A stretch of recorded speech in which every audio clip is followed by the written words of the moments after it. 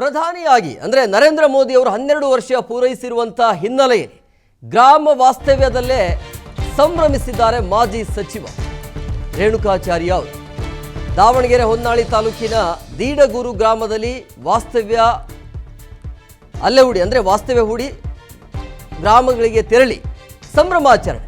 ಆಂಜನೇಯ ದೇಗುಲದಲ್ಲಿ ತಡರಾತ್ರಿಯವರೆಗೂ ಭಜನೆ ಕೂಡ ಮಾಡಿದ್ದಾರೆ ರೇಣುಕಾಚಾರ್ಯ ಅವರು. ಕಾರಣ ಏನು ಅಂತ ಹೇಳಿದ್ರೆ, ಈ ದೇಶದ ಪ್ರಧಾನಿಯಾಗಿ ನರೇಂದ್ರ ಮೋದಿಯವರು 12 ವರ್ಷ ಪೂರೈಸಿರುವಂಥ ಹಿನ್ನೆಲೆಯಲ್ಲಿ ದಾಖಲೆಯನ್ನು ಕೂಡ ನಿರ್ಮಿಸಿದರು. ಸೊ ಆ ದಾಖಲೆಯ ಪ್ರಯುಕ್ತವಾಗಿ ದಾವಣಗೆರೆಯ ಗ್ರಾಮಗಳಲ್ಲಿ ರೇಣುಕಾಚಾರ್ಯ ಕಡೆಯಿಂದ ಇಡೀ ರಾತ್ರಿ ಜಾಗರಣೆ ಭಜನೆ ಮಾಡುವಂಥ ಕೆಲಸವನ್ನು ಮಾಡ್ತಾ ಇದ್ದಾರೆ. ಅದನ್ನು ಕೂಡ ನೋಡ್ತಾ ಇದ್ರಿ, ದೃಶ್ಯಗಳಲ್ಲಿ ಕೂಡ ನೀವು ಗಮನಿಸ್ತಾ ಇದ್ರಿ.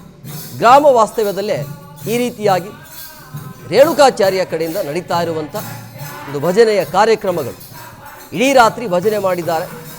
ಸೊ ಆಂಜನೇಯ ದೇಗುಲದಲ್ಲಿ ತಡರಾತ್ರಿಯವರೆಗೂ ರೇಣುಕಾಚಾರ್ಯ ಭಜನೆಯಲ್ಲಿ ಭಾಗಿಯಾಗಿದ್ದರು. ಕಾರಣ, ಮೋದಿಯವರು ವಿಶೇಷ ದಾಖಲೆಯನ್ನು ಬರೆದರು. ಈ ದೇಶದ ಪ್ರಧಾನಿಯಾಗಿ 12 ವರ್ಷಗಳ ಕಾಲ ಪೂರೈಸಿರುವಂಥ ಹಿನ್ನೆಲೆಯಲ್ಲಿ ಅದರ ಪ್ರಯುಕ್ತವಾಗಿ ದಾವಣಗೆರೆಯಲ್ಲಿ ಈ ರೀತಿಯ ಸಂಭ್ರಮಾಚರಣೆ.